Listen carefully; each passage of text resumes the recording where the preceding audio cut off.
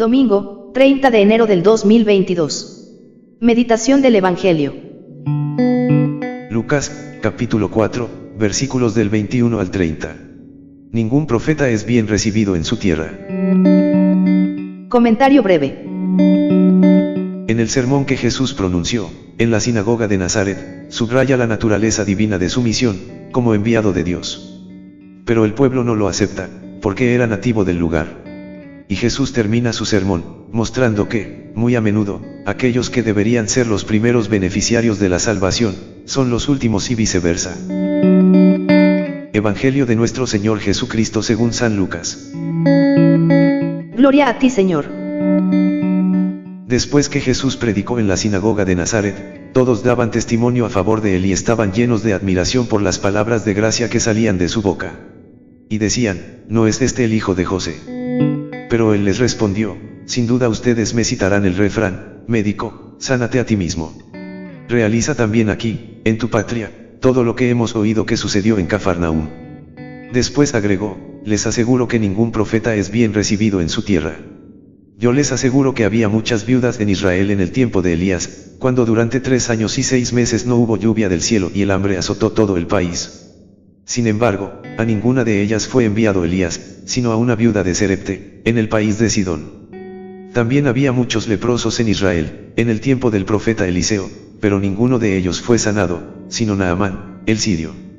Al oír estas palabras, todos los que estaban en la sinagoga se enfurecieron y, levantándose, lo empujaron fuera de la ciudad, hasta un lugar escarpado de la colina sobre la que se levantaba la ciudad, con intención de despeñarlo. Pero Jesús, pasando en medio de ellos, continuó su camino. Palabra del Señor. Gloria a ti, Señor Jesús. Reflexión bíblica.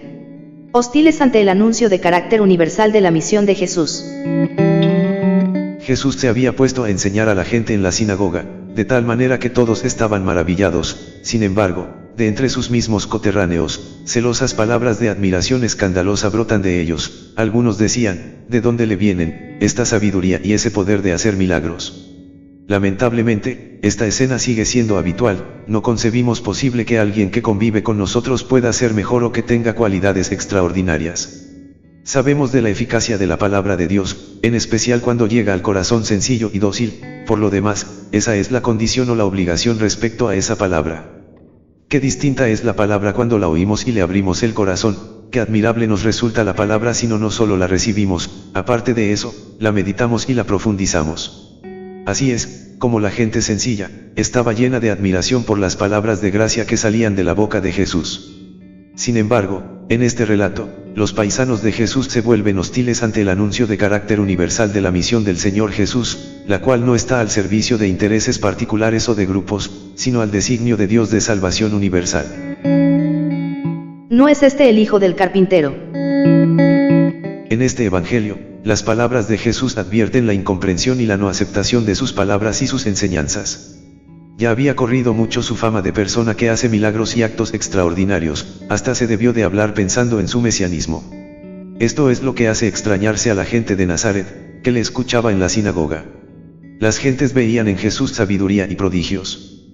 Pero ¿de dónde le venían, puesto que ellos conocían a sus padres y familiares?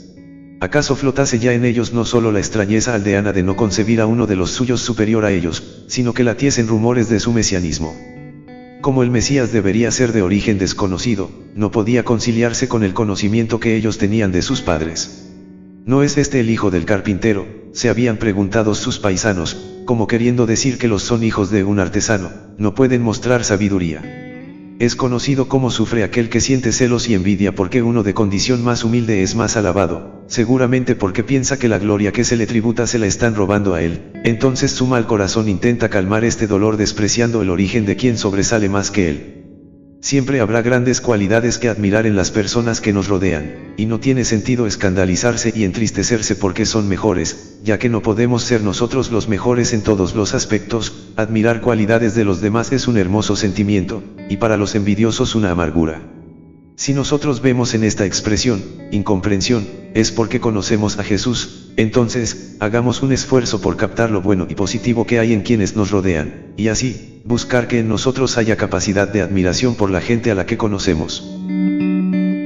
Les aseguro que ningún profeta es bien recibido en su tierra. Y Jesús les respondió, sin duda ustedes me citarán el refrán, médico, sánate a ti mismo, realiza también aquí, en tu patria, todo lo que hemos oído que sucedió en Cafarnaúm. La cita de haber hecho muchos milagros en Cafarnaúm pudiera llevar agregado el celo de pueblos rivales. Pero en el fondo de aquella argumentación late estrechez, por eso les responde con el proverbio, les aseguro que ningún profeta es bien recibido en su tierra. Además, va a notificarles el porqué de esto.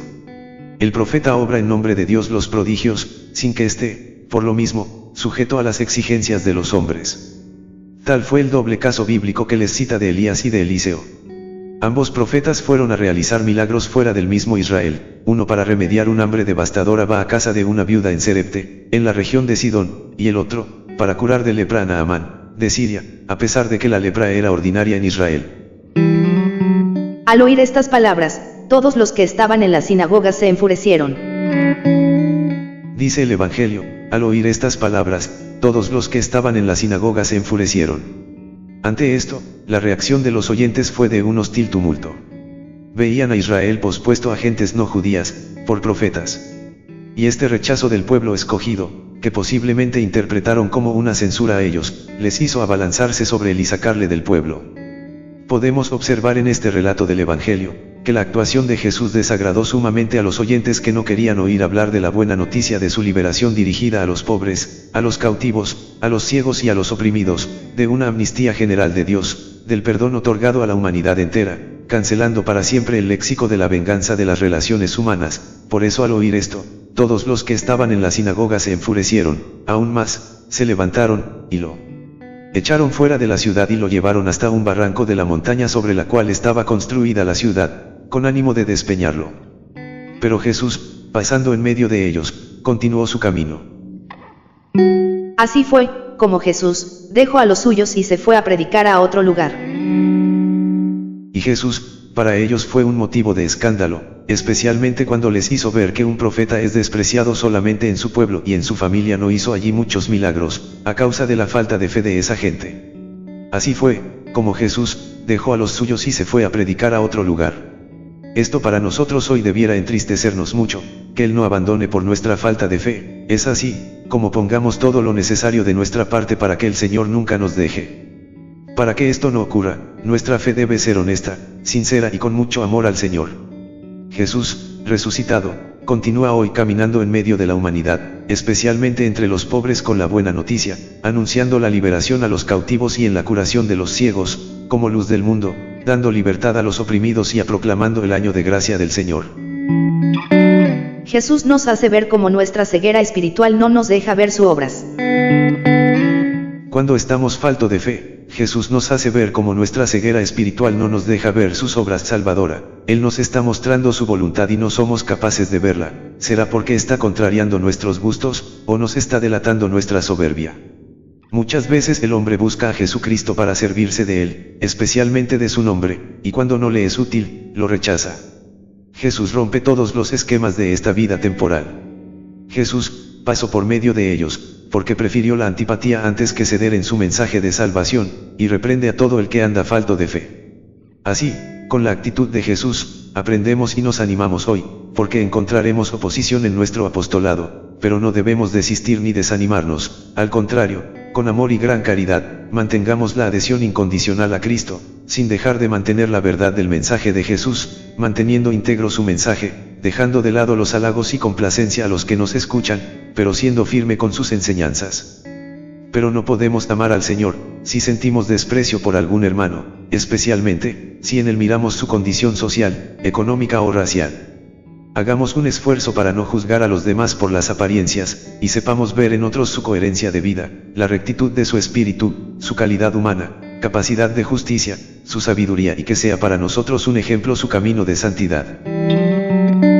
Quien a Dios tiene nada le falta, solo Dios basta.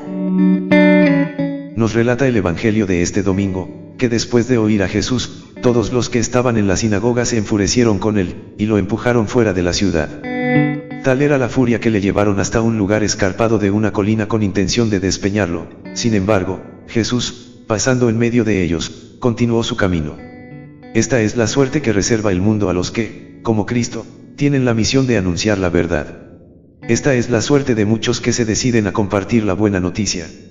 Lo recuerda la narración bíblica de la vocación de Jeremías, que también se relaciona con el trozo de Lucas meditado hasta aquí. Dios había elegido a Jeremías como profeta aún antes de nacer, mas cuando el joven se sabe por revelación elegido, tiembla y presagiando la vida azarosa que le espera quiere rehusar. Pero Dios le anima: no temas, porque yo estoy contigo para librarte.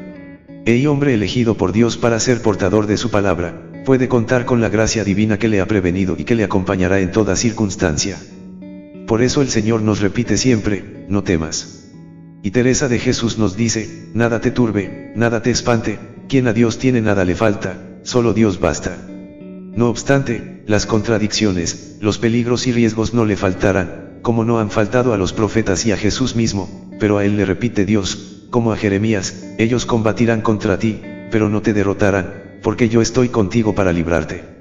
Si los profetas y apóstoles tienen el deber de afrontar con ánimo el riesgo, los fieles tienen el deber escucharles y seguirles con espíritu de fe sin dejarse desviar por cosas humanas. Oración. El salmo de la liturgia de la palabra de este domingo constituye una admirable respuesta al llamado que Dios hace a Jeremías, a la misión que le confía.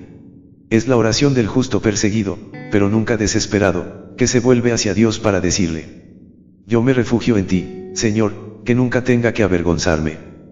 Por tu justicia, líbrame y rescátame, inclina tu oído hacia mí, y sálvame.